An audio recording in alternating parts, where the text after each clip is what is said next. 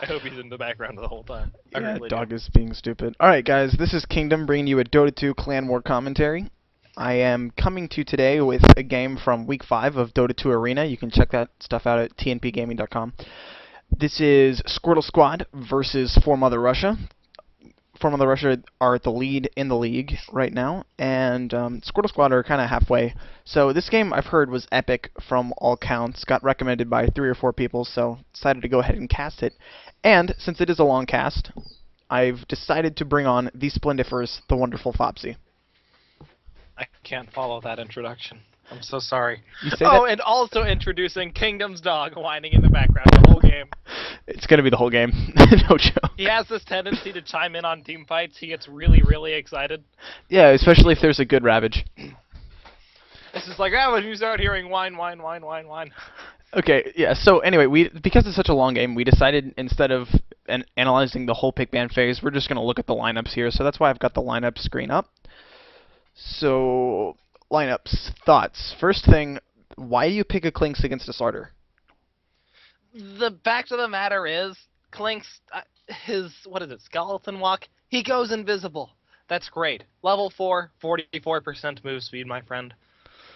I mean, even if they can see you, you're still too fast. But, I mean, even I'm pretty still, sure that's better than Sprint. Sprint is 40%, Skeleton Walk is 44%. He gets 4% more! Take that, Slardar!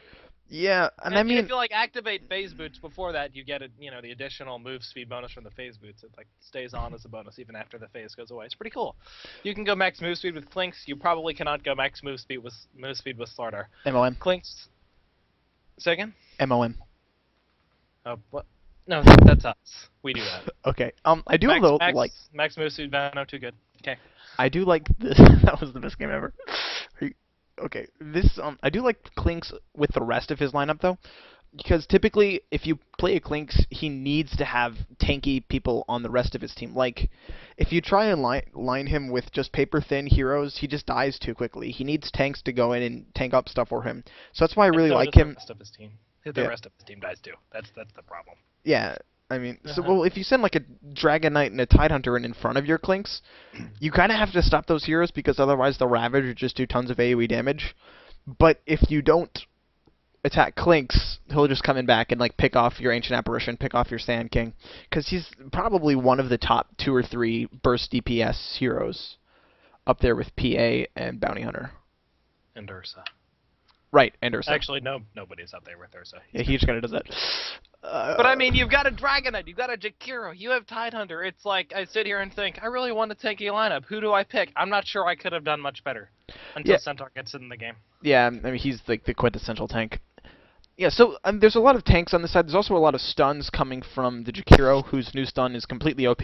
Seriously, Jakiro has been in almost every CM game I've seen since the patch, and I totally think this is the way it should be. I think he should have had that spot before the patch, but that's just me. No one listens to me. Is somebody else talking in here? I'm confused. No, I don't think so. Okay. Wait, no, I'm hearing a voice again. Holy crap, Pete, what's going on? I was just doing this cast all by myself, and all of a sudden... I think you're getting an echo.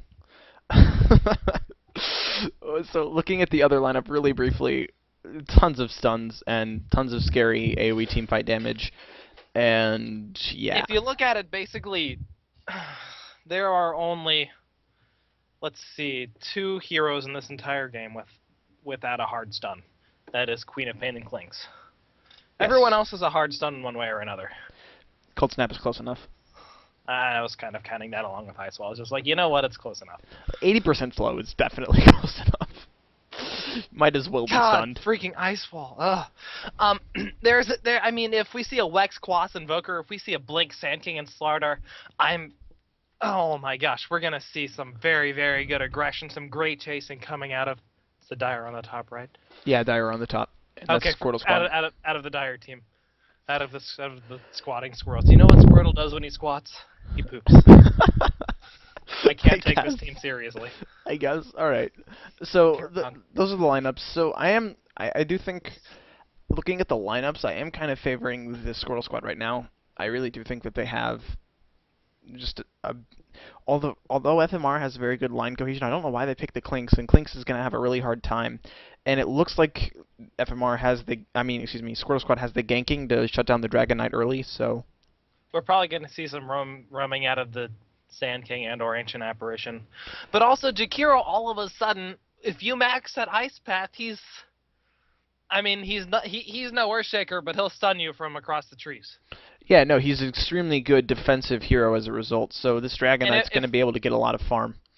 And if we see like a dual lane or tri-lane containing Clinkz and or Leshrac and or Dragon Knight, they're going to have follow-up stuns. They have very early DPS from Clinkz's Searing Arrows. There's a very, very good killing potential in all of FMR's lanes. Yeah, so this is going to be an exciting early game, definitely. So I think there's going to be a tri-lane dire. All right, so enough theory crafting. You want to go ahead and unpause? We are going to miss every kill for the whole game. Right, between the two of us, we have to get at least one. No, it's not going to happen. All right, you ready? Unpausing in 3, 2... Wait, are we pausing on 1 or unpausing on go? Let's do go. I'll say it. 3, okay. 2, 1, go. And all right, and we're moving. Go ahead and I'll introduce some lineups here. We've got on the Dire, Squirtle Squad. Vamp is playing his trademarked Invoker. High on the... Oh, no, never mind. Pause. That makes my life easy. Queen of Pain is played by High. Stand and Drifter on the Slaughter. Kore on the Sand King. And Leprechaun on the Ancient Apparition. Then on the Radiant side, we've got Arctic Foxy on the Leshrac. Baroya. Yeah, I'm right. That was Baroya. On the Tidehunter, no, American Hero. I'm not sure who this is. He might be another stand-in. I'm not sure. He's playing the Clinkz. The stand-in player is playing the Dragon Knight, and G is playing the Jakiro. So on this lineup, I'm not entirely sure. I don't think we'll see a tri-lane out of FMR. What they've been doing lately is a 2-on-2 actually, and picking more than one farm-dependent hero. So I would not be surprised to see this Leshrac go solo mid. He may also support. Tidehunter looks like he'll be going long lane at any rate. Then on the Dire Squad, I definitely think that it looks like they were definitely going for a tri-lane, and we mentioned it before. It's a scary tri-lane. Slaughter stun. What you do, I guess you do, is a Burrow Strike into a Slaughter stun, into a Cold Feet. That's like a solid... Hold on. Stun duration from Cold Feet at level 1 is 1.25. Here is a 2.17 stun from Sand King, and a 1 second stun from Slaughter at level 1. That's a ton of stun, and that's definitely going to decimate any solo hero that they try to put against this tri-lane. Tidehunter is not going to be nearly tanky enough. Clinkz will just die as soon as he becomes visible. Kore will probably sit very far forward. This SK was just bullshitting full on. 5 seconds, my ass. Yeah, I know, right? Just saying. Just saying. I like... That's funny. You know, I always expect, like, the pro teams, they're like, oh man, I know what my hero is. I wonder what items I'll buy. Like, you know, during the pick ban phase. And, like, nobody on the Dire Squad has bought any of their items. Nope, they're kind of... No, AA has a courier, and that's it. Alright, here we're gonna go. Looks like... I think they had some audio issues. If the 90% of this game is, like... What is it, man? Okay. Okay, this is weird. One thing I'd really like to see out of FMR, I think Jakiro is a really, really... I mean, sure, if you put him in a dual lane or tri-lane, he has a lot of killing potential, but I think it's better that he goes solo mid. Gets that early level of Macro Pyre, and he gets to max Ice Path and Liquid Fire. Because when he throws those two down, along with the level 1 dual breath, they're stunned, they're slowed, they're taking massive DPS. And, I mean, just what other hero going solo mid will be able to contribute that much? Nobody. I'm not entirely sure that he's as capable of a solo mid as other people, and I think he's definitely viable, and I've posted several videos on my channel of me playing solo mid Jakiro, so don't... Oh god, level 1 5v5, go! Oh, please, dear god, go level 1 5v5. Please tell me yes. Are you ahead of me again? Why do teams even do this? 17, 12, 17, 13, 17, 14, I'm paused at 17, 14. Oh jeez, wow, you did get ahead of me. How does this happen? I don't even know. Dota, why you no faster? Alright, you ready? 3, 2, 1, unpause. Alright, yeah, well. Path started off. Invoker takes half his health and damage. Leshrac stun misses. There's an ancient version There's stun. it. Burrow strike in, and man, oh, the cold stream. G is definitely going to go down. There's the first blood to your Queen of Pain. That's definitely who you want the first blood on. Well, Leshrac has made it back up, but it doesn't seem like the Radiant team has any good level 1 damage per second. Oh, So man. we're going to see a 3-kill advantage right off the bat for the Pooping Squirrels. And, I mean, basically, Clinkz, it's only 20 bonus damage from Searing Air. Got 2 melee heroes. I mean, they all skilled the right skills, but that first Leshrac stun missing, and DK, I mean, I'm pretty sure he got 2 Dragon Tails off, but, I mean, just this bothers me because Ice Path is just no good at level 1. It's only a 1-second stun. It doesn't really do much. The 100 damage is nice and cute, but he only hit it on 1 person. Yeah, and I just saw that amazing 2-man burrow strike out of Sand King right into the middle, set up for the Slaughter stun, set up for the cold feet. They focused down the Jakiro really, really quickly. It was great play. I loved it. Either way, yeah, no, it was, go ahead and talk about lanes. Yeah, I think How this Queen of Pain is going to be a sad, sad panda because she skilled Shadow Strike first. yeah, she's going to be a heck of a sad panda. She's up against so many stuns. She's probably not going to get any experience beyond what she got from that initial fight. And Avenger here is going to get so much farm on this DK. He's busted basically every creep so far.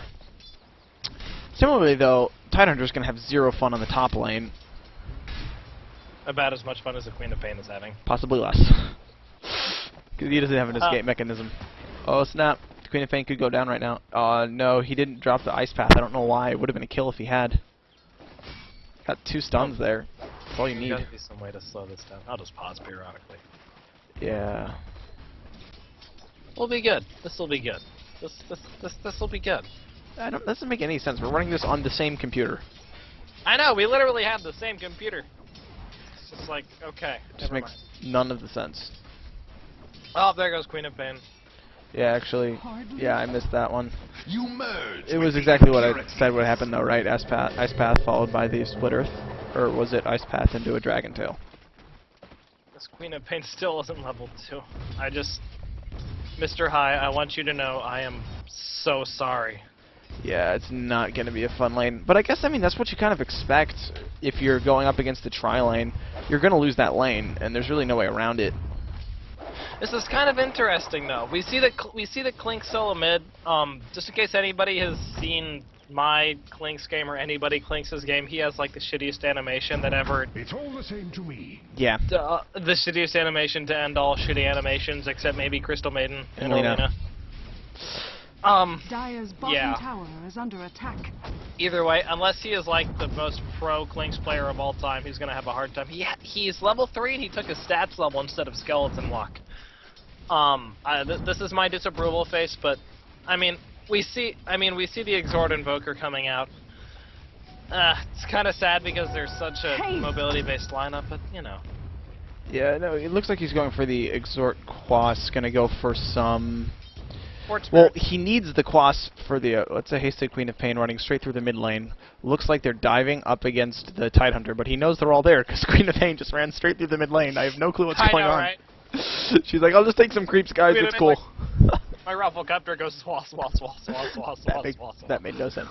I guess, okay, so skill point choices. Vamp definitely needed some of the Quas because Clinkz otherwise is just going to harass the shit out of him. He did harass the shit out of him. Yeah, it dropped him below a quarter health in like 3 clicks, which is exactly what you expect a Clinkz to do. It's plus 30 damage already. Every attack. I'm curious why this Queen of Pain doesn't throw her Shadow Strike out more often. Well, she's afraid to go forward to one extent, but if she's there and she's got the blink out, she might as well. She's actually, barely dodges that Ice Path. She would have been dead. No question. Sad Panda turns into Dead Panda. Very quickly. I'm not really sure why she roamed out so far. It seemed like a bit of a waste. It seemed like a lot of a waste, actually. Well, she really needs. She's probably just getting the experience, first of all.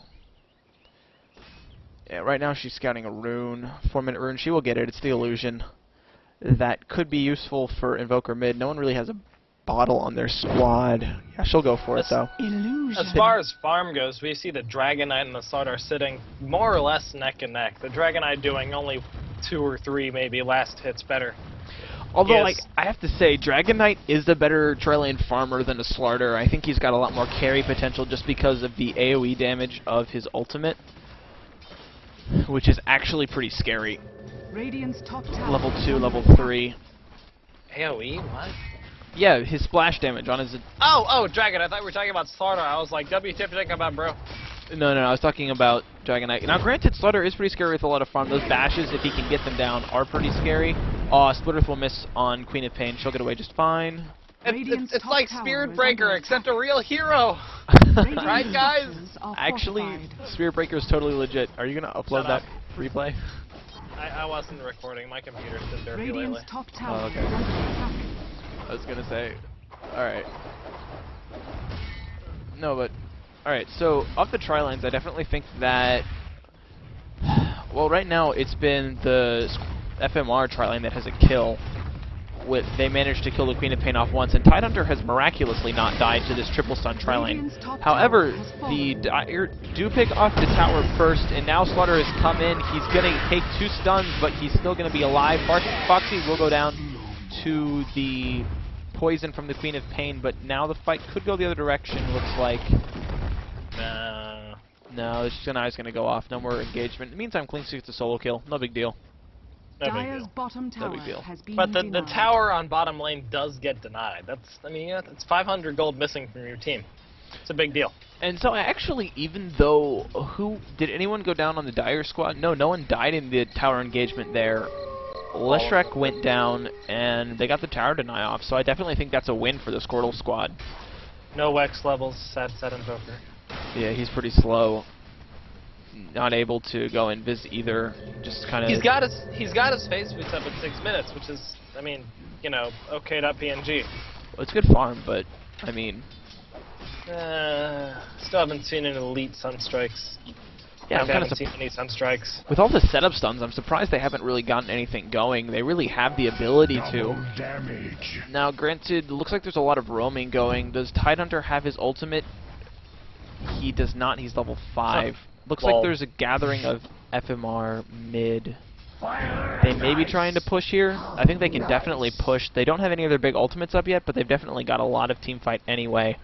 However, all of the SS squad are here. Stun's going to go down on Jakiro. Lots of damage going both ways. Jakiro will fall first to Ancient Apparition right-click. Clinkz, in the meantime, will kill Slardar. It looks like Ancient Apparition will fall also to Leshrac's damage. That's just so much damage there. Sunstrike will pick off Leshrac, so that was a great Sunstrike there. And now Clinkz has to run away. He's got a level of Invis, cooling down in 3, 2... Can he get one last right-click? No, it's going to get dodged by Invis, so that was the closest. That actually like tricked me out for a second. That right click actually went to Tidehunter. Oh, really? Yeah. Oh, okay. He would have dodged the projectile anyway. From Oh, the and then Invis. Invoker gets a level 2 Invoke then. I'm so sorry, Mr. Invoker. That would have been a lot more kills. Now, he did get a pretty legit Sunstrike. Oh, that Ice Path will miss, otherwise that would have been a very dead Invoker. I know, how is he missing so many ice paths? Oh my gosh, okay. He might be trying to lead a little bit, which you can do with the new Ice Path, but I really don't think that it's the right way to do it. I also think you should Actually, be taking Liquid something- Fire over Dual Breath. Something fun, yeah, Dual Breath has like insane mana cost. Something funny I saw, like when the ice path went down, there was like a really big delay before Slardar was actually stunned.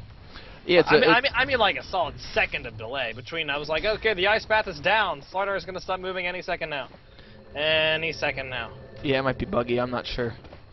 I mean, they've got a Leshrac. Why are you not leveling up Liquid Fire?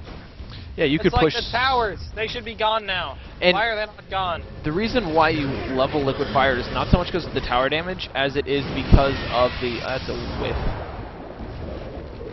Whiff on the Dual Breath there, but it's alright. No one's keeping track. I'm keeping track. No, I'm not. Okay. He did get started with the Ice Path, though, so it's a little better. Tidehunter hits level 6. This is important. He's down there solo against High. We'll see what goes on. I don't think there's going to be any kills going either way, unless High gets a really lucky ult off. Broya is pretty tanky. I don't know. They've got on mid lane. There's 3 for each. No, it's 4 for squatting Squirtles and represented on mid right now. 3 from FMR. They've got this Invoker right here. It's gonna run out in maybe 10 seconds. I mean, they had the high ground vision with the amplified damage. I don't know why they didn't go in right there. They had a really big advantage. And now Slardar already has the urn. He's lots of heal. He's already got relatively big damage. He's also got to Okay, finish. looks like they're going behind the tower now. Yeah. No, they're not. Radiant's bottom tower Just is kidding. under attack. Yeah, nothing exciting's happening. I think you are a little bit ahead of me again. Yeah. I'm like pausing periodically, just going like, okay, we'll let this go. 16, 17, 18. Alright, stun will go down onto the Sand King. He might die here. Yeah, he will. There goes a huge Ravage 900 catching is in. everybody. Yes, Ravage. That thing. That's 2 kills already going the way of the Radiant squad. High jumps in and do some nuke damage. It's not going to be able to get any kills. Ice Path locking people in place will be enough. Yeah, Leshrac will pick off Queen of Pain. And Vamp gets stunned up by the Dragon Tail also. All these heroes are so low. The Dragon Knight will get off that kill. There's, I think that's 3 or... was that 4 kills going for the Radiant, I think, there? Yeah, their entire squad except for Slardar, who ran away like a wuss, died there. Well, he had like 100 health when he ran away, so not Shut up! quite He's like not a manly wuss. enough. Got it. All right. Moving on. As you say. I feel like what they needed right there was an epicenter coming in from the Sand King. I mean, he's not level 6 yet, and he's roaming and not really accomplishing anything, which is yeah, it's sad. The really important thing right here is if you look at this level screen, you see Ancient Apparition and Sand King are both level 4, whereas the the Radiant supports all have their 6, and that's really the most important thing for a support here. You have to hit your 6 early. If that means you have to sit there in jungle and pull more than your carry really wants you to, well, you can't win the game. They need the epicenter. Shut up. Yeah, you can't win the game without your epicenter, without your Ice Blast, without your Oh my. whatever ultimates. Clinkz is going to die to poison or Sunstrike either way. I think it's going to be poison though. Nope. He's dead. Well, he's dead. Last tick. Yep, there goes. In the meantime, though, Queen of Pain is getting chased off by a solo support Jakiro. Just going to point that out. But yes, other than that, actually, I think Clinkz is leading in terms of farm right now. No, he's behind the Dragon Knight. So, I really think that right now that the Radiant side are doing very good. I think they're not behind in towers. Towers are even. But the Dire did get off the deny, which was big. It denied a lot of experience as well as a lot of So, gold. talking about the lanes, I feel like... Oh, well, Invoker gets the tower kill with his Forge Spirit. That's kind of sad for the Radiant, considering they were all there surrounding the Forge Spirit, whatever. Okay, but talking about the lanes, I mean, on paper, the Dire's tri-lane should have been way more aggressive. This Tidehunter should still be level 4. But instead, you saw him sapping EXP. Very, very bad. Just no setup stuns going whatsoever toward him. He didn't even need that early level of Kraken Shell. I'm not even sure if he got it. And then we see this Queen of Pain being constantly pushed back by the Radiant supports. Leshrac and Jakiro, never in lane, never getting experience, and we see that reflected in that the Tidehunter's Ravage, much bigger impact than this Queen of Pain that blinks in, does a Scream of Pain and dies. Yeah, definitely. Although you have to keep in mind though that the Queen of Pain is definitely caught up in farm now a lot more. She's up to 34 last hits, right up there with the Clinkz and the Slardar, and she's much better at hero killing than the Tidehunter, that's for sure. Yeah, and she's gonna have a bigger mid-game impact now that she does have some of the levels in some of the farms. So, dear God, Jakiro, get some boots, bro. Yeah, Jakiro has not been having a fun time. He's been sacrificing a lot of the farm. I think Jakiro deserves to be a 3 or a 4 and not a 5, but he is being played as the 5 right now, so it makes sense that he has no farm. Dire, while we've been talking theory crafting here, Dire have successfully pushed down 2 towers, and now they're making a very good march down the top lane. I feel that they do have to be aggressive early game.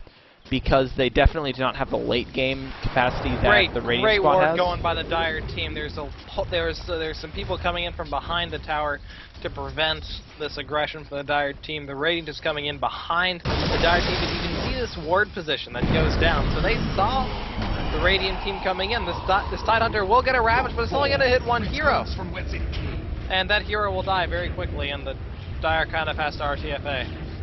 Yeah, not too much happened there. In the meantime, your Clinkz is pushing the tower on the top lane. Someone's theoretically going to TP back. I think Clinkz, yeah, he popped the strafe a little early on. And that's what Clinkz does. He takes your towers if you leave him alone.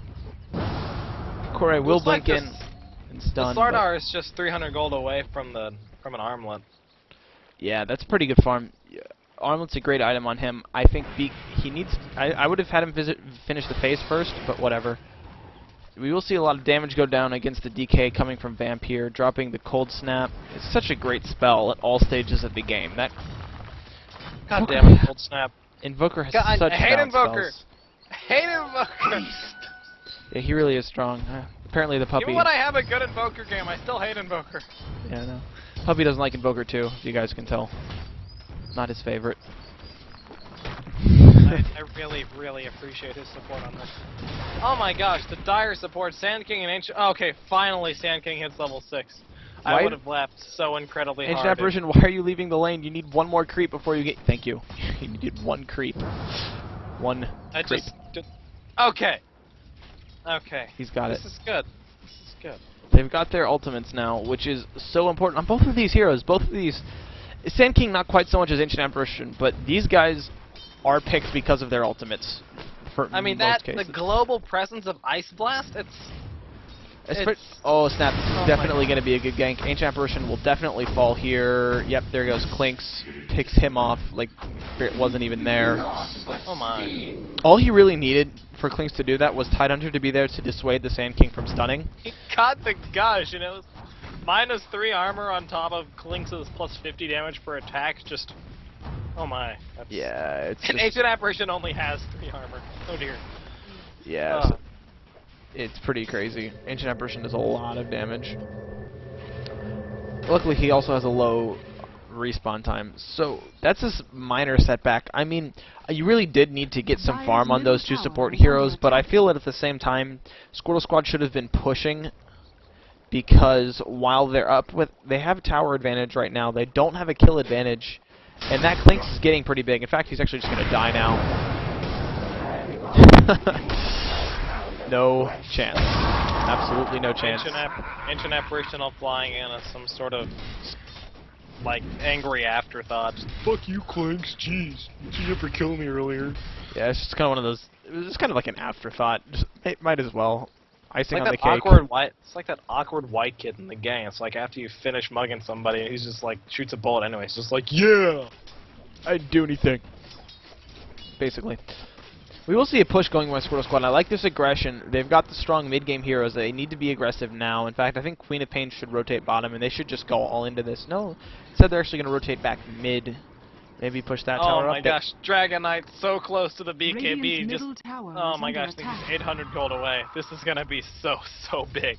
If he can get the Dire team has absolutely nothing to go through BKB aside from amplified damage. And get this, Dragon Knight, he's max Dragon Blood, plus 12 damage. Slardar, he doesn't care about you. I'm so sorry. That armlet is pretty cute, but let's face it, Dragon Knight isn't going to die. Probably for the next 10 minutes, unless something very, very drastic happens. If he gets stunned before the BKB goes off, he can definitely go down. Other than that, there's really no way he's dying. We will see the push here going from the Dire. Clinkz is going to wrap around, but he's invisible. That's cool. He's allowed to do that. Why is he still getting chased? Okay. Go, Slardar, go. Oh, Dragon Knight, run. No. Oh, dear. No, the other way. No, do something. No, don't stop. Oh, God. Okay, good. No. Okay.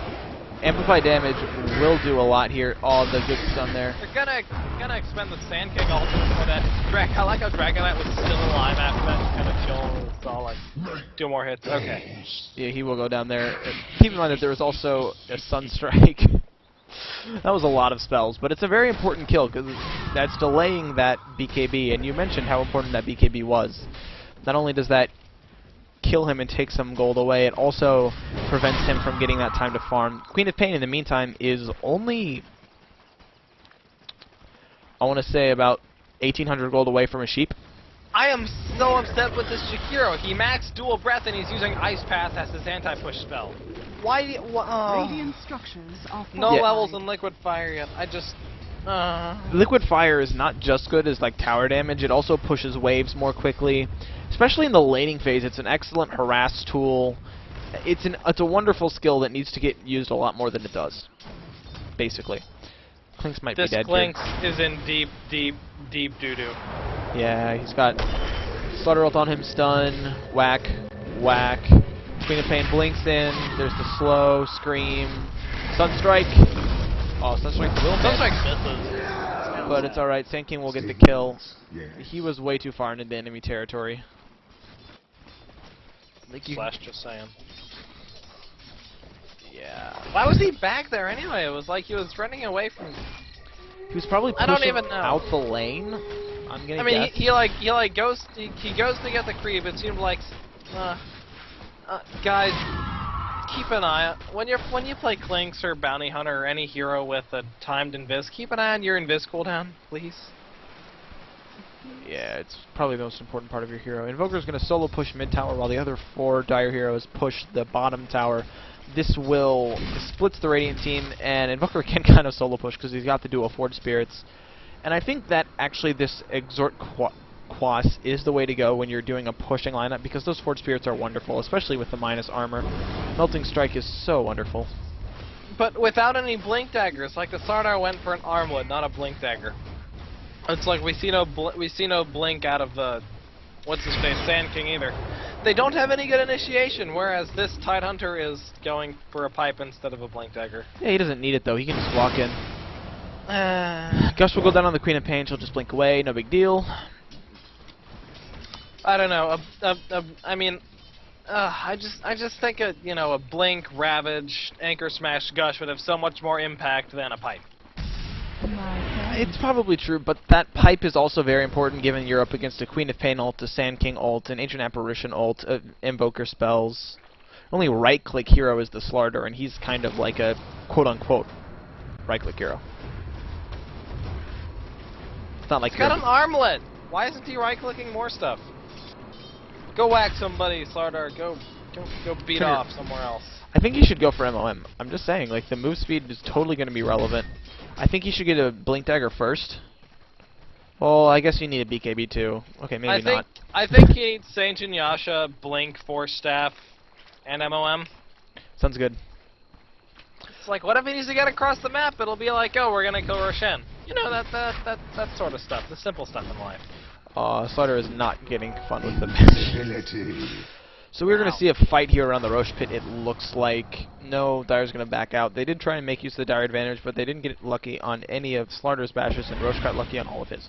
Sand King is totally chilled behind enemy lines. He's just like, yeah, bros, I got this. He's got an Invis rune. He's also got his ultimate up. No, he's going around. Yeah, he's not going to go through. It's kind of a little too risky, especially considering that the Radiant squad just dewarded. So there is a sentry ward there. He would have been so dead. Melted in less than a second. That is correct. Good eyes on him. Good job. Good job. I don't know if he knew that the sentry ward was there or not, but he definitely just saved himself from getting wiped out in less than a second. Like he sees Tidehunter. He's like, something's fishy here. This is why I cast with you. Something's fishy here. I like. Okay. I like the Max Splitter Diabolic Edict from Leshrac. I mean, Lightning Storm is a cool spell, but Diabolic Edict, even with the massive nerf to his casting animation, it's still gonna deal more like damage. Freaking 50 times 32 is 1,005. It's around 1,600 damage. It's a lot. Yeah, 1,600 damage. Even spread over five heroes, that's a butt ton. Yeah, and also, not a single one of the enemy team will survive one Diabolic Edict to the face. Yeah, it's a lot of damage. Oh man, Sand King just like barely didn't die right there. that ice Did he path put that was ward so down? close. Was he the wise guy that put that ward down? No, that was a Radiant ward. No, the Radiant just dewarded something that's like, you know, on the dire ramp above the Roche pit, and I don't know, it's okay. Alright. At any rate. So it looks like Roche Wars is what's going on right now, and that's probably going to be the case for a little while now. Neither team has enough of an advantage to really ramp up a push. Dragon Knight will continue farming. He does have that BKB, which is important. I don't see any other important items on anyone that Well, Sheep the isn't Queen done. of Pain is just 300 gold away from the Sheep Stick. That's going to be the Dire team's ranged initiation. To my great dismay, I wish there were, like, 4 Blink Daggers up by now, but there aren't. They're going to smoke into the Roche pit, which is nice. They will be able to bring it down with amplify damage. I mean, this isn't really an issue. However, there is also a... Okay, there's the amplify damage. Okay. Yeah. The Radiant team is all like, Clinkz is like, what's going on, guys? Oh, okay, that's going on. Clinkz is all like, oh man, I could do something here. He's gonna... Yay! He gets it too. He's There's seriously no C invis by the Dire. There was a dust for someone, but oh well. Macropire goes down. Slaughter on a scale from 1 to dead is dead. Epicenter is only going to hit on the Tidehunter. You're ahead of me. Clinkz is just all like, lol, dead. None of you saw that yet because there's no delay. Yeah, basically everyone dies to Macropire. That's the story. Big Ravage too. I mean, that's just the way it is. FMR's line up is built around that. Oh yes, he got the Queen of Pain. Oh, Death Did he- travels great faster play than by the sound. Clinkz, chasing away the Queen of Pain. Yeah, that is one right click. Bam. There it is. Alright. Go ahead and pause. I'm at 05, 4206, 07, 08, 09, 4210, 11. Ready? You back hit? You good? Alright, yeah, so... Sorry about that lag. Jakiro dies to the Dire. That sucks. You laugh at people when that happens. Vamp was about the only Dire hero there who survived the team fight there. And I mean, that's really just the power of Jakiro and Tidehunter together. That is so much AoE. That's not even funny. I do kind of have to disagree with this glyph because they couldn't have gotten the deny there. Vamp goes in, Cold Snap, but it's not going to be enough to kill. Dragon Knight will stun. No! Sand King blinks in for that kill. BKB goes up on the Dragon Knight. He should make it away just fine. Ancient Apparition may catch him. No, he'll still have BKB up. That was hilarious. It was like, gives you the Dire just going totally balls over this Dragon Knight. He's just like, BKB, don't care. Yeah, he just completely shuts down everything, unless Slaughter gets a very lucky bash that will just shut down the entire Dire line. Like, But they I mean, can't do anything. it's a cool thing about Dragon Knight. I mean, he's tanky early on. He has pretty decent base damage once he gets some levels up. You get that BKB into the Helm of the Dominator. Once he gets that level 2, the level 3 Dragon form, he just sits there, BKB life. He'll just go and doop-a-doop-a-doo, whacking stuff. Everything dies. It's pretty cool. You know, it definitely works out, especially against this lineup that's all magic damage. I really think that if you're going to go up against a Dragon Knight, you need to get someone with ridiculous physical DPS, because you know he's going to build that BKB, and then you're not going to be able to do anything about him. What's up with that Ice Path from Jakiro? There's nothing there. Sand King! Oh my god, Blink Dagger, yes! Alright, so Sand King... 26 Radiant's minutes in, top it's the tower is greatest under Sand King attack. blink ever! That is important. That's ridiculously important. He's got his level 2 Oh, ultimate as Jonah. well. Call Gennis! Regeneration. Excuse my co-caster, he's a little insane. I'm so happy. This is very important. We've been waiting for Blink Daggers on the Dire squad because it looks like their lineup is about mobility. If you look at the Invoker, typically built a ton of mobility items. Queen of Pain has the freaking blink. Phase.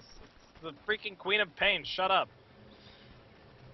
Whose Sheepstick is on cooldown for whatever unforeseen reason.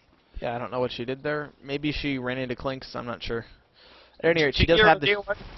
Jakiro's all like, yo dog, I see you D-warding. Someone do some D-ward up on your D-warding so you can D-ward while you D-ward. He will, however, miss this Dire ward. It's been put in a really good place, so... Where? Oh! Okay. I didn't see that. It's cool. It's a smart spot to put your ward if you don't want to get dewarded, guys, just in case that was ever a question. So really, looking at the items that we have right now, I definitely think that Radiant are in an advantage, and that is actually not reflected by the gold graph. It is reflected by the experience graph. This is even. We're going to see an amazing blink burrow strike by the Sand King. Lots of follow-ups on the Leshrac, and the Jakiro come to save. Nobody's dead yet. The Macro Fire is just burning through the Sand King. I'm probably ahead of you, and nobody sees this yet.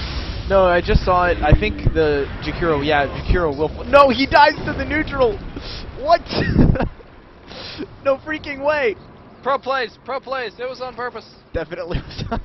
Denied to the Sunstrike. That was so legit. Sunstrike on cooldown. Sunstrike is on cooldown. I bet. Yeah, that was totally on purpose, guys. They're pro. No freaking way. Yeah, so otherwise that would have been a 1-for-1 trade. It was supposed to be just a clean and easy gank, so that definitely went well for the Radiant team. One trade. Clinkz is all like, lol, neutrals. Queen of Invaders all like, lol, neutrals. Nothing really happened. I hope something would. I'm kind of bored now. Yeah, nothing really happened there. They're kind of like just chilling around in the Radiant jungle, and you do see here that the Dire squad definitely has bigger map control right now. This is partially because of their wards, partially because they've got more towers down. Well, it's only by one. Oh, we're gonna have a pause here. Real quick, my ass, if it's anything like the last one. Yeah, disconnect. Someone probably had a lag or something like that. The funny thing, the abbreviation for Dota commentaries is DC. The abbreviation for disconnect is also DC. Epic foreshadow. Dun dun dun. And this is Lemmy, here at TI3 Disconnect. that would suck. Alright, looking at the game, I'll take a brief look during this pause to go ahead and check out items, anything interesting. Last hits, hero level, GPM. We do have a gem up on the Slider. He is a good carry for that. He's pretty tanky. He's working on his BKB, doesn't have it yet. That'll be important once he has it. Orchid is finished on the Clinkz as well as the start of, I'm assuming that's an MKB and not a Basher. We do have multiple arcanes on the Radiant side to counter the Invoker EMP. Not that you need to counter the Invoker EMP because Invoker went Exort Quas, but you know. But I mean, you've got Jakiro, he needs mana, and he's so super poor support hero right now that can't afford Arcane Boots. So the two Arcane Boots up by Leshrac and Tidehunter, who are already normal carriers for them, it's good. It's nice. I think they're good choices, definitely. It's working out. No, go Slaughter Illusion! You got this! Oh no, the sun goes out from DK! Go Illusion, go! I wonder if those illusions get... No, they don't get bash. They get fake bashes. They get fake bashes. They did in Dota 1 at least. I don't know if it works in Dota 2. Oh, we see the Demon Edge going in for DK. And DK has a Demon Edge. Maybe he's gonna go for the Daedalus before though. I mean, like your normal DK build is you get BKB, you get lifesteal.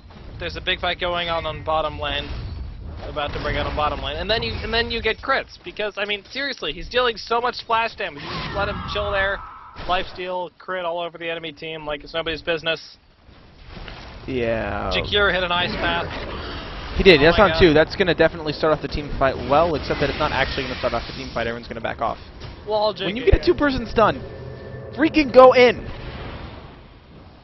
Because the Tidehunter has a blink dash. Oh, wait. Right. Got it. He does have a pipe. He just needs to send it to himself. No, he doesn't. 200 gold away. Okay, my bad. Everyone just back off. Nothing big happens. No big deal. Everyone, settle down. Settle down. Think for a minute about what we've done. Okay. Okay, carry on. We do see... Yeah, I mean, people are just roaming us forward. Nothing's really getting accomplished. I feel like someone... I guess the turtling does work out in terms of FMR. Whereas the Jakiro and the Leshrac and the... Jakiro, Leshrac, and also the Tidehunter will kind of wane when late game comes around. Let's take a little look at the gold per minute and XP per minute chart. I mean, we're seeing this turtling strat work severely in the Radiant team's favor in that they have the semi-carry Dragonite and the carry Clinkz, and they're both winning by farm and experience. They've got their levels, they've got their farm. This Dragonite is going to be all like lol crits in your face. Stuff is going to happen. I mean, sure, it's an hour and a half minute game, but stuff's about to happen, I swear. Well, I swear. I think FMR is totally fine delaying the game because they've got the late game to do it. Yeah, we will see Squirtle Squad go ahead and smoke up. They'll be roaming into the enemies. Yeah, smoking kills, but only kills enemies. They're 4 minutes early for Roshan. They're not going into that. Horrible. They are going to go into the Radiant jungle, but there's not going to be anyone there because the Radiant... Oh, the Dire's already smoked up in their jungle. I love when this happens. Oh, this is great. It's like when you go over to your friend's house, you're like, bro, you there? And your friend goes over to your house. And he's like, bro, you there? And then you both go back home and your moms are all like, hey, your friend was just here. And you're all like, God damn it, friend. Just smoke into each other's jungles. Tidehunter's all like, lol, No big ravage deal. in your face. Epic 4-staff away from the Invoker. Slardar is going to explode and drop the gem. Queen of Pain ult on all 5. You're Big way Epic ahead with of me. 3. Everything is going on and nobody saw a thing. Damn it. Yeah, we're going to see the H Apparition ult go down. The Invoker did do an insane dodge. Dragonite will just explode people, doing so much damage. Sand King does a huge ultimate, catching 3. He will fall to Clinkz here, I think. Yeah, he will fall to the Clinkz. In the meantime, looks like Dragonite will pick off another 2 kills. Triple kill on him. And dominating kill on the Clinkz. In the meantime, Sand King buys back and stuns the Dragonite, but there's no damage to follow up, and Sand King actually just has to run away. Yeah, so actually that fight went about as well as it could for the Dire, I think. Dire's top tower is under attack. Well, they got the huge Sand King ult. For the Sand King bought back. Only 2 people died on the Dire. If the pipe did work out. Yeah, that pipe did block a lot of damage, but I mean, at the same time, I mean, you got your Sand King ultimate off, you got your Ancient Apparition ultimate off, and Queen of Pain ultimate off, and it was just like, explode! Why? No, they didn't. Shit.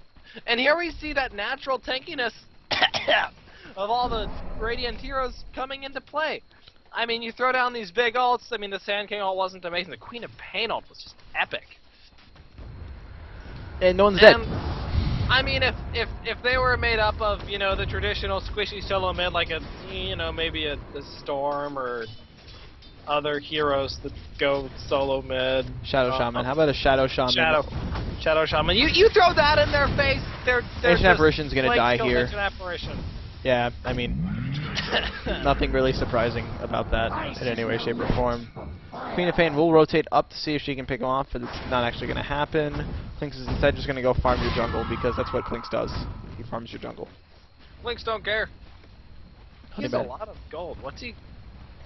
I'm assuming... On a scale from 1 to Honey Badger, Clinkz is not. Although he is going to get hexed up, and... Yeah, he's actually probably going to go down here. Disabled Clinkz is a dead Clinkz.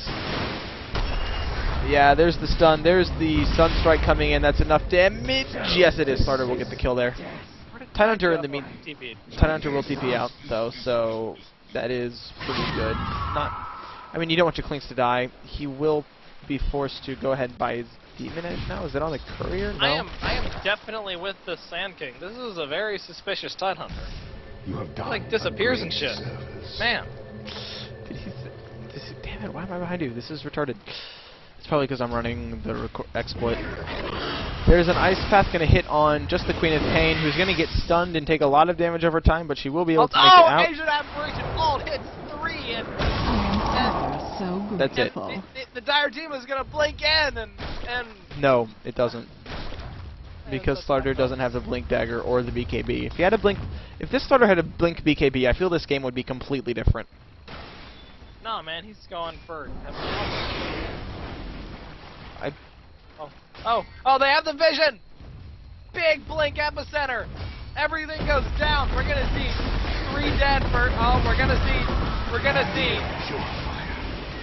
yeah, 3 dead. Oh, huge Ravage though, catching everyone. We will see the Sand King go down, but I mean, it's okay if you lose your Sand King. It's on my back? I thought 3 people died. No, I guess the, Well, the Clinkz had died beforehand. Yeah, and he just revived. The Jakiro made it out though. He was just tank. That's about as good exchange as you could hope for when they expend the Queen of Pain. Queen of Pain didn't ult actually. When they expend that, I guess just the epicenter, yeah. Yeah, I mean, it was a great epicenter on like 2 or 3 people. It's great foresight on their part. Did they have a ward there or something?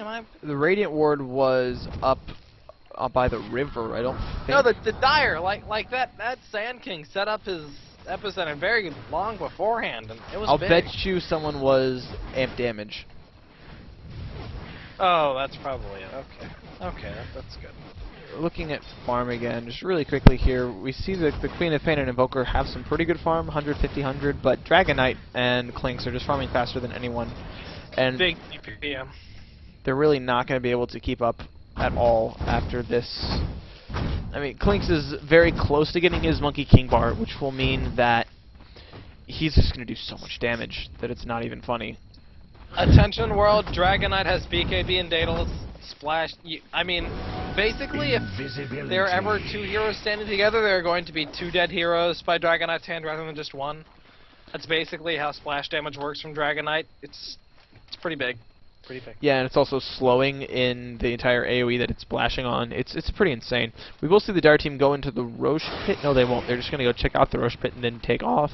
Roche is back up, but I don't think they feel comfortable enough to take the fight. Best AA ult of all time. Dragon Knight is just going to raffle Punishing Apparition. They'll walk into the Roche pit basically unopposed. Yeah. If you really want to take a fight in the in the Roche pit, you need that Ancient Apparition ult because that's going to prevent any of these guys from healing. It's going to prevent that mech from doing anything. It's going, it's probably the most important part of their lineup. In the meantime, though, I don't think there's any way that there's no way that the Dire squad can take this Roche fight. Why, thank you. They're gonna try anyway. I mean, they do have the big AoE damage from the Invoker. It's going down. It's a big combo, and the epicenter does big damage. And no, it doesn't. Oh, it did. It just barely channeled. It almost went down. That's gonna get 3 kills. So 3 for 3 so far. 4 actually. Clinkz is running away. He's got Slarder behind him. Amp damage cooldown in 3, 2. Stun. Yes, and that's a dead face. Dominating spree onto the Invoker, triple kill. Okay. That will do it, man. 4v5 works in the Dire's favor, we learn, and Roshanna's going to go to the Dire. There you go, with Alacrity, Forge Spirits, and Amp Damage, that Roche will fall incredibly quickly. Oh no, Amp Damage gets blocked by Lincoln Sphere for the 2nd time this game. Roche will fall anyway, he already got how sad the Slardar is, gosh. Oh man, all of those bashes. Unlucky. He's got his BKB. Yeah, BKB good. armlet. That's nice. He has the gem back also, so that's pretty important. So basically, DK has his Morbid Mask. So I'm pretty sure in the face of an epicenter. So like once he puts that BKB up, the Dire basically can't hurt him. So he's just gonna stand there and kill everyone and not really care. Yeah, it's gonna be cool. It'll be good. All of the Dire's damage is magical. I do want to see what Slarder goes for next. I guess he would go for a Blink Dagger, but it's really late in the game, and he's not going to be able to initiate that well. He's not that tanky. MOM! MOM's legit. I wouldn't mind seeing an MOM.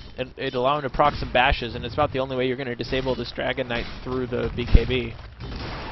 But it's right about now we're going to see this Invoker peak in effectiveness. He's got the Aghanim Scepter. He's got Max Exhort. He's 1 away from Max Quas, and he has 1 Wex. He can throw down the most friggin'...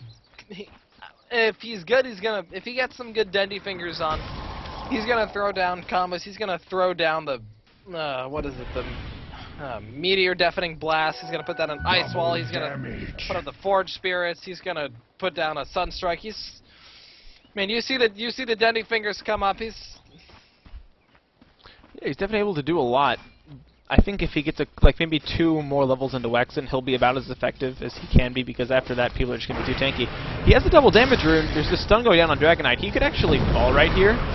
No, he's going to turn around, and he's actually just going to stun Vamp and kill him. It was close. No. Yeah, I don't think he's going to survive. Same King's actually going to channel the ult, activate it, but he's going to get his Blink Dagger canceled, so his ult is going to do absolutely nothing. Ravage is going to go hit 2. No, actually, he's just going to hit the Sand King, who was dead probably anyway. And Invoker will just walk away like, it's cool, bro. I'm sorry. He's gonna ghost walk away on the slowest ghost walk ever. Yeah, no levels of wax. Although it'd be cool if he walks next to any Radiant hero, they're just gonna go to like 1 move speed. Yeah, Ghost that was walk, pretty guys. insane. 36%. 1 sec. Seriously, it's not gonna be a sec. H-Emperor disconnected. It's all good though. Yeah, so taking stock of the game, kills are even. Towers are not quite even. There is a dire advantage in terms of tower. I missed the mid tower going down because we were paying attention to the bottom team fight. And by team fight, I mean Sand King whiffing an ultimate, but you know, relative terms here. Just saying. And that probably was what the dire team was trying to do. They were distracting the enemy carry while they took out the mid tower, and that's legit. I can handle that. Invoker will just throw down some Forge Spirits and solo defend against the entire Radiant team. This is going to work out. He's got a Force Staff. Does have a Force Staff. He's going to get gushed up, but he'll just Force Staff out. Doesn't even need to Force Staff. He's just fine. Or no. We will see the Radiant team just basically ignoring this push. They're just going to push 2 lanes in the meantime. Hai is going to walk to the high ground and blink back down. That was probably about the best thing she could have done there to get away. Dragon Knight, if Dragon Knight had stunned, that probably would have been a kill. Invoker will deny the tower, and I think Dire will get this top tower off. No, I think they're going to have to back off. They may not get it. No, they're going to stay. They're going to try to get the tower here. Slaughter will get it, and he'll stun. Might be able to get away. He's pretty high move speed. Oh, huge ult from the Queen of Pain. We'll pick off that Jakiro. Jakiro is definitely dead unless... Yep, there's the deny. Dragon Knight got it. Meantime, Slaughter will go down. I'm sorry. Tidehunter will go down. Slaughter doing a ton of damage. Here comes Invoker Sunstrike picking off the Leshrac. That's 3 kills going the way of the Radiant. And now... Oh, man. There goes the Dragon Knight also. That was that like... 1 AM could be Clinkz. Make some magic. See some magic. Clinkz is coming. Clinkz magic. He's no. Oh dear. Probably oh dear. intelligently going to run away there because Slaughter also has a gem. Top tower is under attack. Actually, I think he's just going to die. Yeah, he's just gonna die. Yeah, he's just going to die. Stun 1. Amp damage. Stun 2. 3v5 win. And there's 5 kills right there. Team wipe going the way of the Dire. And I think most of that team fight was 2v5. Was 2v4. So I'm kind of impressed by this. Slaughter's BKB just was so effective because we talked about how Dragon Knight, there's nothing to counter his BKB. Nothing to counter Slaughter's BKB either, except Clink's right clicks, and he just wasn't able to do that. Oh man, Hai is just assassinating Jakiro every time he walks forward. He's just dropping, he's dropped his ult twice. He's got that 40-second cooldown from the Aghanim Scepter, and that's just allowing him to deal so much damage to these Radiant supports. If it was any other support here, he would have been dead there. So there's the T3 tower. Slaughter looks like he might go down. No armlet toggle. In fact, he's just going to go back in and stun. He looks like he will fall to the Edict damage. Yeah, he does go down. There's a Ravage, though. But Queen of Pain doesn't really care. Just going to blink out. Stun will go down on the Sand King. He's going to get picked off. Ancient Apparition throws an ultimate off and comes in. I don't know if this is the right choice here coming from Leprechaun. He may just be trying to buy time for the racks to get dropped by the creeps, but I don't think he's going to get it. He's definitely not going to get killed. In fact, he's just going to feed. Invoker buys back. This Sunstrike, but it won't hit. In fact, it might have hit, but didn't do enough damage. There you go. That was probably one of the most interesting fights I've ever seen in my life. I don't know. What do you think? Are you there? Do we still have Skype connection? I told you, one more junior wafer. Got it. Right. Just You were on a roll. I was. That was the weirdest team fight. I really don't know what to say about it. I don't know why Ancient Apparition decided to wrap around the tower. This tier 3 will be denied by the Radiant, so there's now 2 exposed racks. In my opinion, you should not deny your tier 3 towers. Yes, it prevents the enemy team from getting some gold, but while there's a tier 3 tower there, it is killing off creep waves and preventing the creeps from pushing your racks, which is probably the most important thing it could be doing. Yeah. We will see another Sheepstick here in the near future coming out of this Invoker. He's farming it up. Queen of Pain has her Ag as well as her Gwensu. It looks like she's going for a Lincoln Sphere now. That will do a lot against Clinkz's Silence, Dragon Knight's Stun, and Gush. So that's about it. Other than that, Also, that Orchid from the Clinkz, that's pretty big. did I mention? I thought I mentioned that. I guess not. I thought it. Tidehunter picks up an Oblivion stat. Is he going for Refresh? I bet you he is, actually. I think I heard something about that. Yeah. There you go, Tide Refresh. That'll be huge, because there's only one BKB on the Dire squad. We're talking 2 times 2.77 seconds. It's more than 5 seconds of stun. You land that on a whole team, that team fight is won. I'm sorry, there's nothing you can do against that. Especially when you're you're gonna sit there, you're stunned for over 5 seconds, massive DPS from Clinkz, Dragon Knight, Macro Pyre. I guess Last Ranking's got the level 2 ult and Diabolic Edict and stuff. Yeah, it's just gonna basically rip through the whole team. There's not. If he can farm it, yeah, it'll be great. The likelihood of him farming it's kind of low, though. I mean, maybe if the game goes to that like 75-minute mark. Just maybe. I mean, it's a slim chance. Invisible Invisible Sand King sitting next to this Tidehunter. He wants to do something, but there's nothing that he can really do. He is going for that armlet. Here comes Ancient Apparition ult, not really doing anything. Sand King Oh will just man, edge. Slaughter has a Hyperstone. I'm so sorry, Radiant team. DK has one also, I think. No, he doesn't. He just has a plate mail. Did not get the Hyperstone first. So it looks like right now the Radiant just want to play a defend game. I think that's going to work out for them. They will be, if they can get that farm up on Clinkz and Dragon Knight, they'll just win the game because those two are definitely the hardest carries. Dragon Knight has farm. He's good. I mean, they need to be more aggressive with this Dragon Knight. Well, He has 38 armor. Holy shit, that's a lot. Amplified damage? What amplified damage? Amplified damage only removes 20. 20? Yeah. He's still got 18 armor after that. He doesn't care. That's insane. I'm not gonna lie, that's pretty insane. That's kind of scary. Why, thank you. So we will see. So the Dire are going to take advantage of their map control right now. They're going to farm out the enemy jungle. They're going to keep all of the lanes pushed and keep the pressure on. That is one good thing that the Dire squad are really doing. They might be able to take a...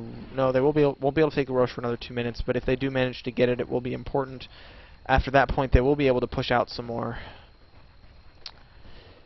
But in the meantime, your Radiant squad is getting all of their important items, like finishing that Assault Cures Your Ass on the Dragon Knight.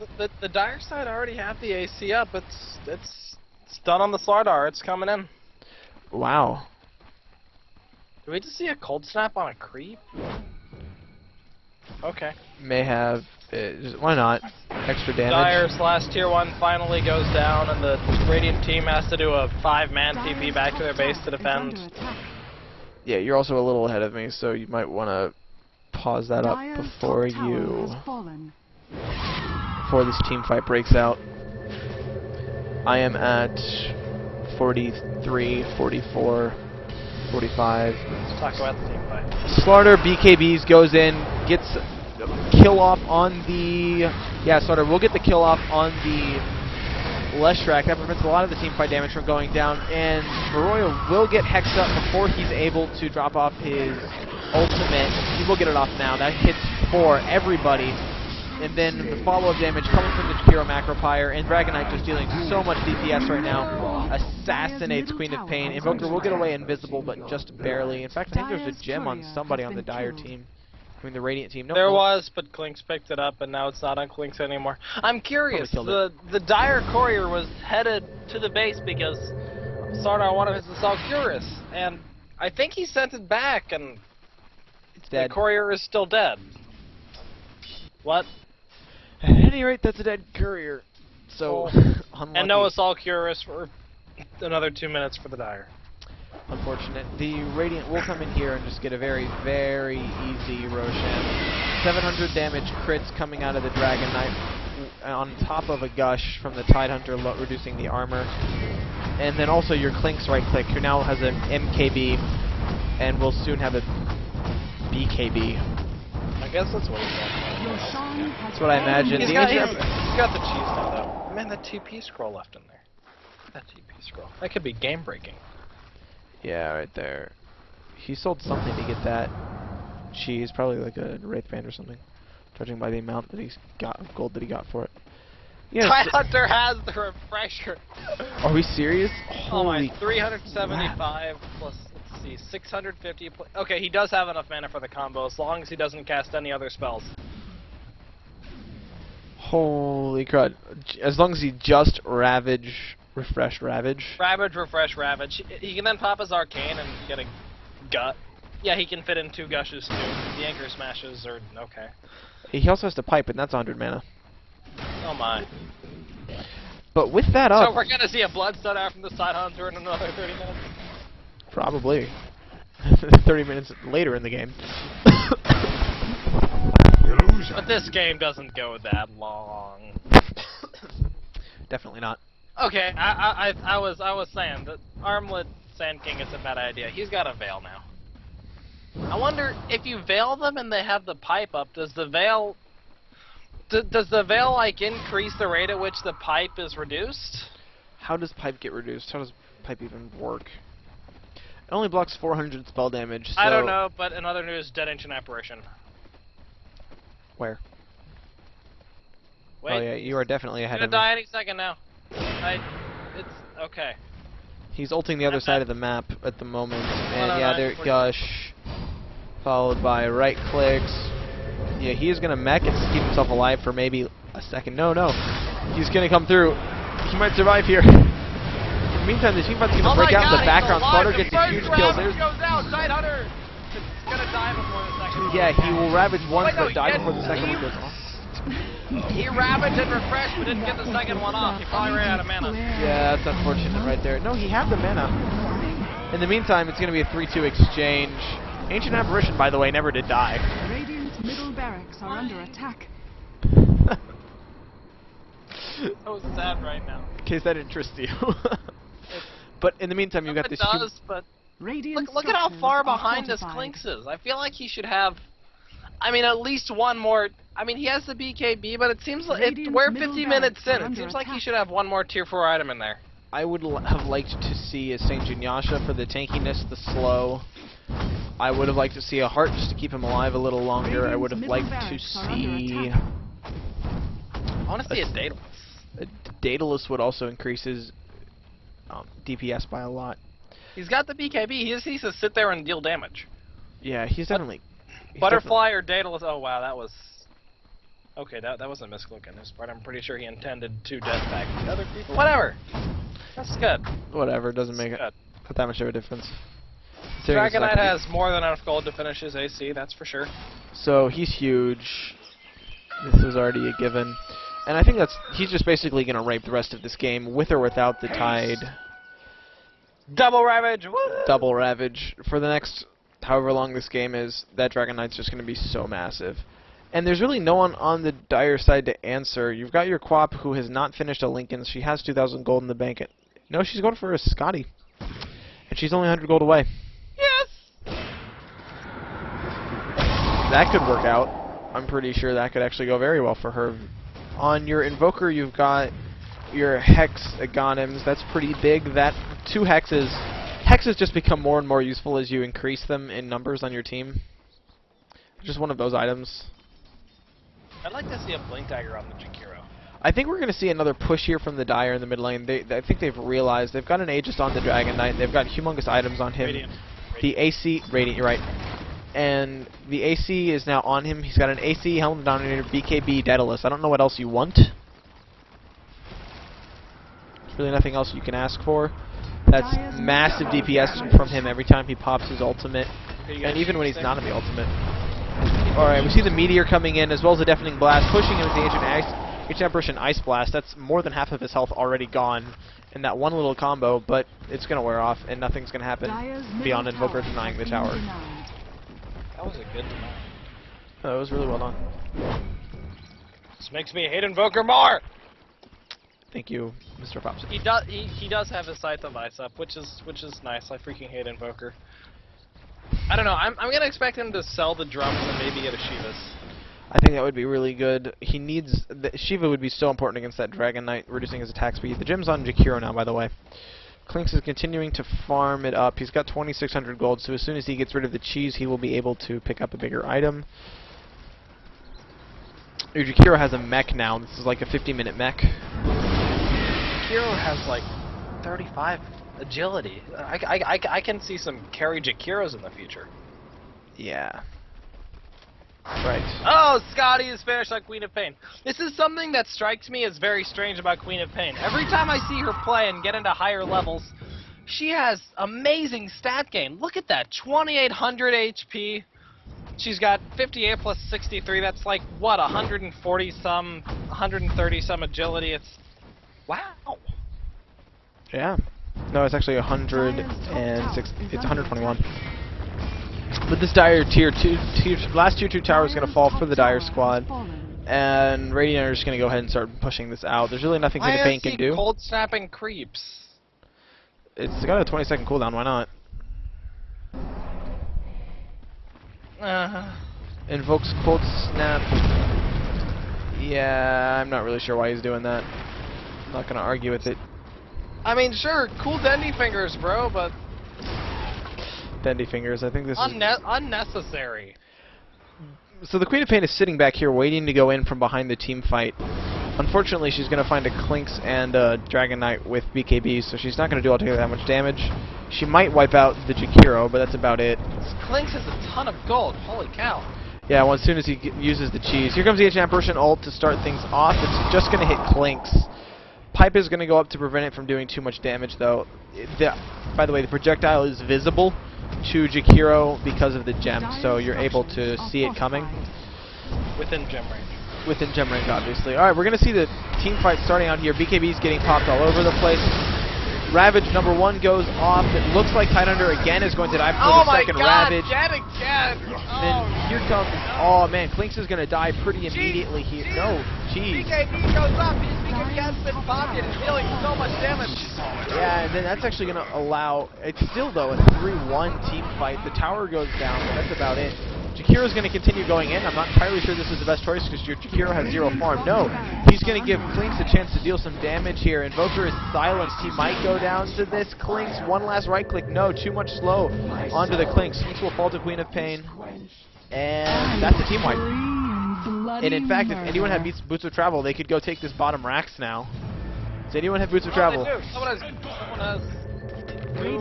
No, that's Jakiro. Invoker, good pickup. But yeah, Invoker comes in and picks up the Boots of Travel. Instead, he gets frozen by Ice Path and damaged. Jakiro won't be able to get an ultimate off. He'll just get forced back, and I'm pretty sure this Rax will go down. Clinkz buys back. So this Invoker could die pretty easily. This Invoker should be dead, but he isn't forced out by the Invoker. Okay, he's dead. Yeah, he's going to fall there. I'm pretty sure. Yeah, he'll fall to the Orchid damage. I know, I was just kind of surprised there. What killed him? It's like something ticked over. Oh, Orchid deals damage after its duration. Okay. Yeah, Orchid deals an extra 25% damage after its duration. I've done that before in a game and told you about it, I'm pretty sure. So the Rex does not go down. In the meantime, all of the lanes are pushing. And that actually gave a lot of farm to the Queen of Pain, who now, in addition to her Scotty, picked up the gem and looks like she may be going for her next item. I have no clue what it will be. I would like to see a Monkey King bar. I could see that.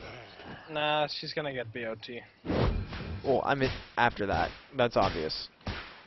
MKB. I think it's a lot of damage, DPS. You've already got your... I guess you could go for a Satanic that would stack with your Scotty, but... Clinkz still has to spend his gold. Is he, like, saving up for a Divine or something? He doesn't need it. He's got enough damage. He's got 3,400 gold. What else could he buy? He could get... I guess he's probably... He bought something. He bought something. What's on the courier? What's on the courier? It's a Crystallis. Okay, he's going for Daedalus. I like that. Makes sense. It's a good item. Then probably a Butterfly after that once you get your BOT selling. Yeah, they all need to start picking up BOTs and then going for that final tier 4 item. That's the most important thing. Slaughter needs to do the same thing. He's got his AC armlet. He needs another couple tier 4 items. I would like to see a heart on him. Yeah. Get a heart, Slaughter. You cruel. You know, honestly, I think he's doing pretty good on damage. I mean, amplified damage, it's effective at all stages of the game, even 75 minutes, surprisingly enough. I'm pretty sure a heart and then a Lincoln's on top of that would be good for him. I don't know. I would kind of like to see another. I wouldn't mind a Mjolnir. It would help him to push creep waves faster, definitely. And among other something that I find funny, I encountered this in a pub once. All 5 enemy players all had Lincolns. Do you have any idea how annoying that is? That's gotta be insane. You can't do single target skills at all. Granted, most of the Radiant skills are multi-target. Well, specifically, their 3 most important stuns being the Ravage, the Ice Path, and the Dragon Tail is next. Orchid is next. Gush. Lightning Storm is next, and Gush is okay. Never mind. That would be kind of a bad decision. Don't do that, Dyer. Hadouken. We take double smoke again. Anybody have smoke here? We got smoke. Do you smoke? I don't smoke. Do you smoke? What a schmuck. Don't smoke. This Clinkz is about to die. See, that would not be good. He's not dead. Instead, the Ancient Apparition will die. I'm actually behind you again. I'm just gonna kind of watch. Smoke Inks are going.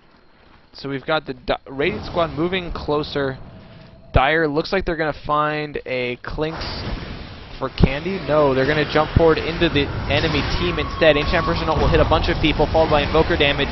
Ravage goes down though, and second Ravage. That second Ravage is going to be huge. Clinkz kills Invoker, Dragon Knight kills Sand King. Slaughter gets a double kill, but then he will fall to Clinkz, and now Queen of Pain will fall to Clinkz. Dead. Ultra kill on the What happens Clinkz. when you have a level 25 DK and a level 25 Clinkz, both with crits?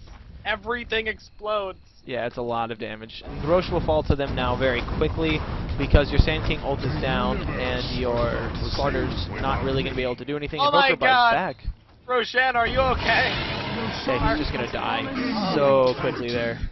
Oh my. And I think that's going to push it definitely heavily towards the Radiant favor because you got the Roche, you got the team wipe, and then everyone bought back, so they're now delayed on their. I really dislike the Dyer's decision to buy back there because they didn't do anything beyond pushing out lanes. They had nothing to accomplish there. It's like, who bought back? It was 3. Slaughter and Invoker. It And accomplished Sand King. absolutely nothing. It's like Slaughter's not even farming. He's just like, I bought back, guys. I'm alive. Screw you. Yeah, that was definitely a waste on his part. He should have saved it. At Because least Invoker has BOT. If he buys back, it's just gonna go down. Yeah, but I mean, well, they weren't able to. None of the racks were in danger because the lanes were too pushed out. All that happened was Roche, and there really wasn't a way that they could effectively take care of that anyway because your DPS, your physical DPS right now is on Queen of Pain, who was dead anyway. I feel like how many last hits does this Invoker have?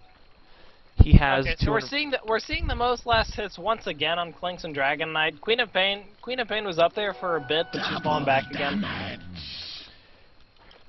On the whole, there were more last hits on the Dyer than the Radiant, but the important carries. Oh my, oh my. See, 270 times 355. I mean, 2.7 times 355 is about a 900 damage crit coming out from Clinkz now. And I think we're going to see this Satanic finished up on Dragon Knight. It's about this time of the game that you really need to have buyback gold always in your bank before thinking about that before thinking about another tier 4 item. Yes, and also... So not only does Dragon Knight need to pick out that 3,200 gold Reaver and the 1,200... Oh wait, there's the recipe. There's like 1,200. Yeah. Before that 4,400 gold, he has to have an additional 1,500 or so for buyback.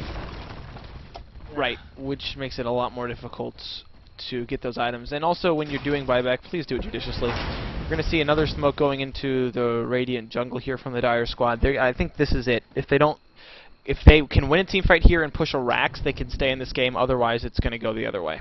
Just inevitably. I want to say this is their last chance. No, I mean, they don't have anything along the lines of a carry. I'm super surprised. I'm pretty sure they've lasted this long on the backs of the Invoker and Queen of Pain. The Slaughter has just been exploding in all these fights. Oh no, here comes Clinkz!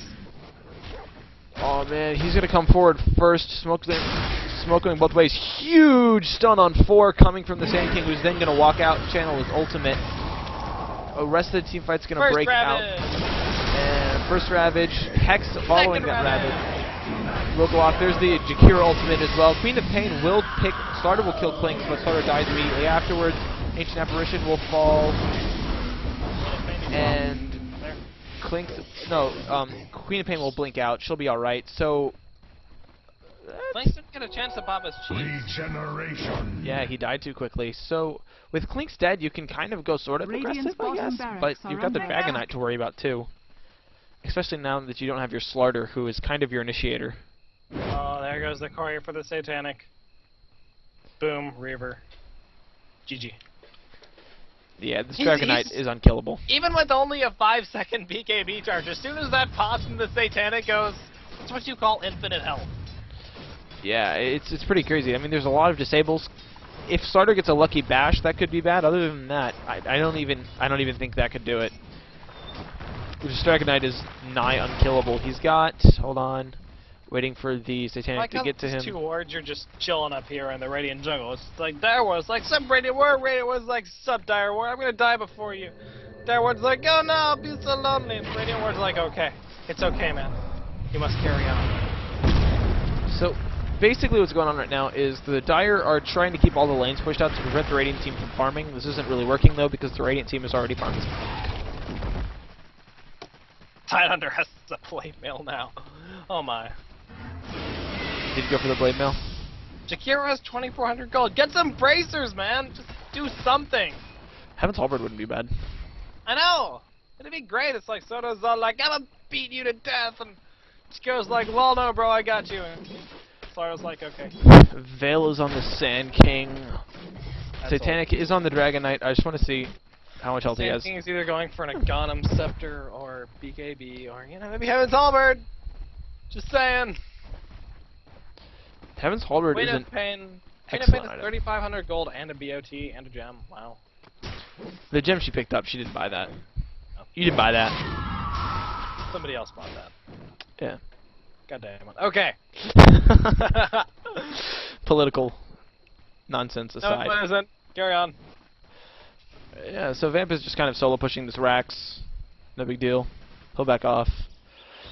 Really, both teams are just kind of delaying the engagement. Dire's trying to push out lanes and keep the Radiant boxed in, while the Radiant really just need to wait for a Ravage refresh cooldown to be down, and then they just need to walk down one lane, preferably top, and Rax. We see this problem with the Radiant still. They don't have a big initiator. Nobody has a Blink Dagger. Do you have a Blink Dagger? It's like, hey, DK, you got a Blink? It's like, nah. It's like, okay. This is where I think the Pinoy Shadowblade Dragonite is definitely worth considering.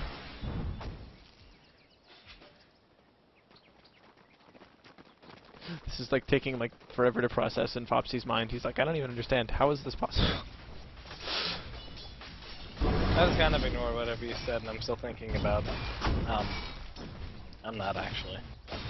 No, seriously, the Shadowblade Dragonite, that's no, pretty scary. the Dire Ward is alone! I'm so sorry. I think it's okay. It'll be okay, he'll get over it. Now he will die alone. Alright, so your Invoker's max level. He's basically doing as much as an Invoker can. Invoker is a pretty scary late game hero. I would like to see a Shiva's on him. Your Slarder had a DDD rune, it just wore out. Well, actually, he's got pretty decent damage himself. Maybe, I don't know. Maybe invoke two Exhort and a Wex, get a Daedalus, and it's just like boom. It could do some damage, definitely. Yeah, I mean, you basically got plus what damage right now? Plus 76? It's plus 63 damage coming from Exhort, which is basically a free whatever that item is, relic. And so yeah, the push is going out. The map control is still in the favor of the Dire, but because of how farmed Dragonite and Clinkz are, they're just not able to do anything. Those two heroes are just way too powerful right now. And it's delaying this game because the Radiant just need to get together and group push. I think they really need to. Jakiro can get a Mystic Staff right now. Go buy it, bro. Go buy your Mystic Staff. Get your team a Sheep Stick. They will say thank you. Eventually. Somebody has a Shivas. I think it's tied. Yeah, the core is going after a Mystic Staff right now. It's tied. Tied has 2,800. I want to see this Queen of Pain blink in and kill the courier right now. Oh, no. TP'd out. What is this courier doing? It's going over there. Queen of Pain is going to get the pick up! Get it! Oh. You're way ahead of me. What kind gonna watch this. It's going past. I think she saw it. Did she see it? I mean, she blinks after it. She must see it. Yeah, but it's gonna get away here. Oh no! Blinks into the trees and is unable to get the attack off. Courier makes it away with the Shiva's guard. Oh no! What time are you at?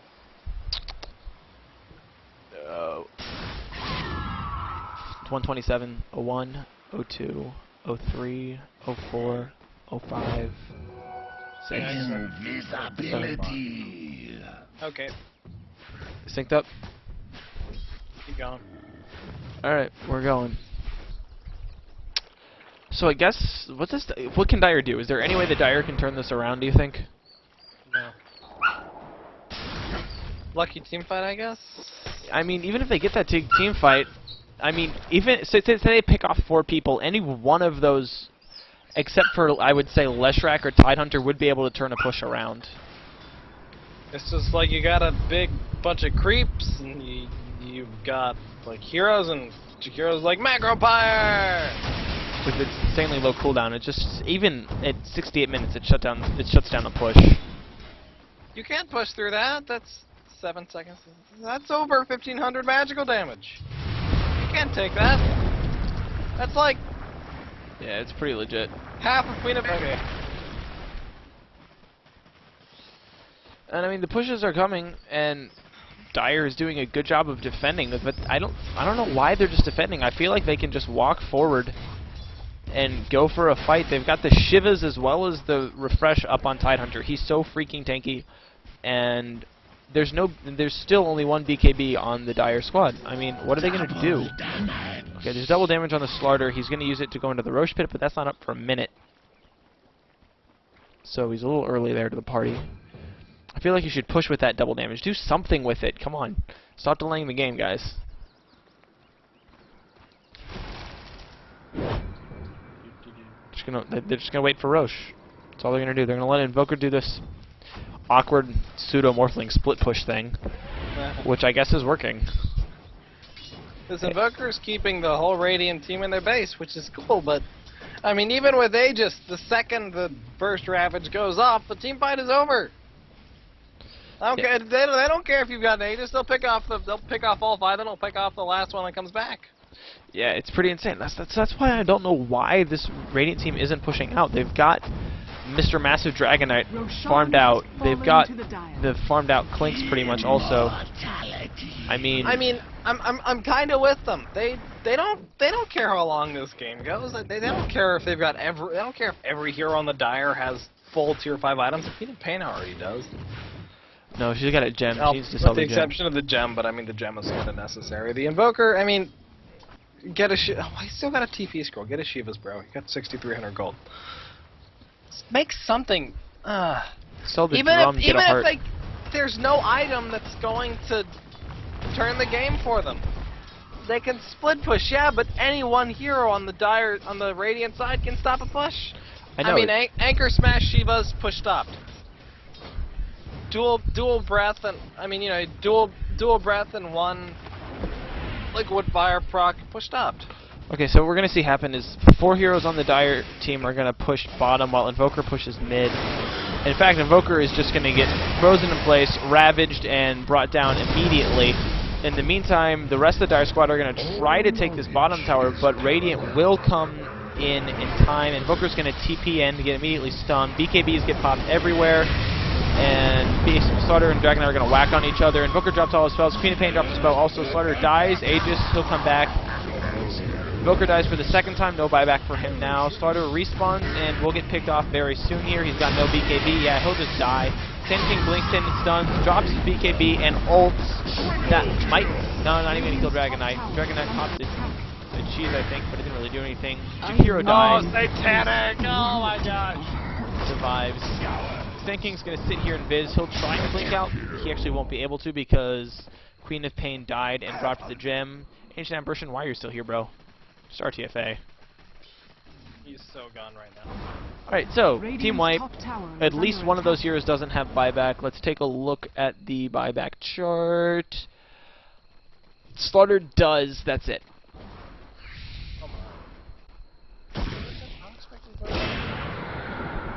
Ancient Apparition will try to counter push. Back, right. Ancient Apparition will try to counter push, but that's it. Jakiro, in fact, buys back. And this is the time for Dire Squad to push. Your Dragon Knight's going to come forward. He's just going to whack on this creep wave and kill it. I think he should actually sell that gem and buy a Mjolnir so that he can push faster. Rage. Roar.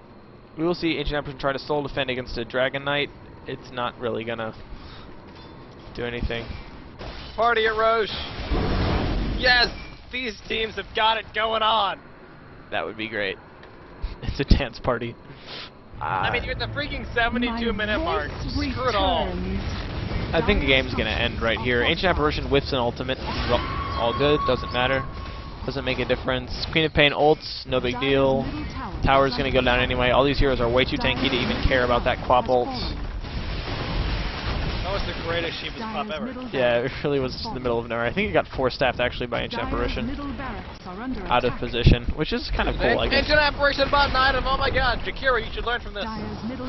Jakiro still has no items. Yeah, he's still got the mech and the tranquil boots. He's got 1,300 gold though.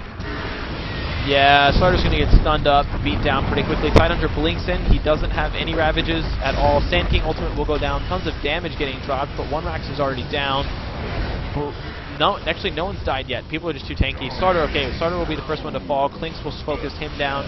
Sand King will pop a cheese and survive barely. Looks like Clinkz will get a Sand King kill there. Double kill on him. Invoker will get 4-stabbed forward. Dragon Knight will pick him off. There's 3 kills. Someone bought back. Yeah, Slarder buys back. He has the gold for it now. And this is your last-ditch effort coming from the Radiant team. Tide sucks at double ravaging. Does he really? Queen of Pain will finish off Clinkz. Ancient Apparition will get Jakiro, but here's a double ravage. That'll catch 2 people, but that was kind of late. I don't know why he didn't do that earlier.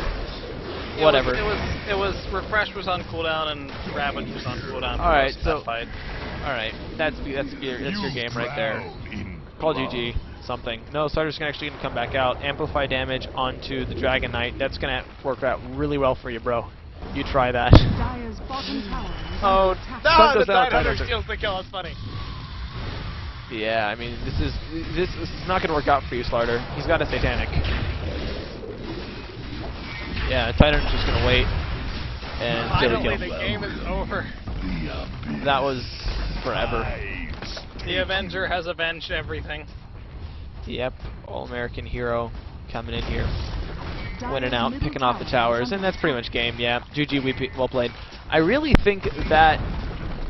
Yeah, I mean, I really don't know what to chalk up this loss to the Dire Squad. I feel like they had the advantage earlier in the game and didn't capitalize on it.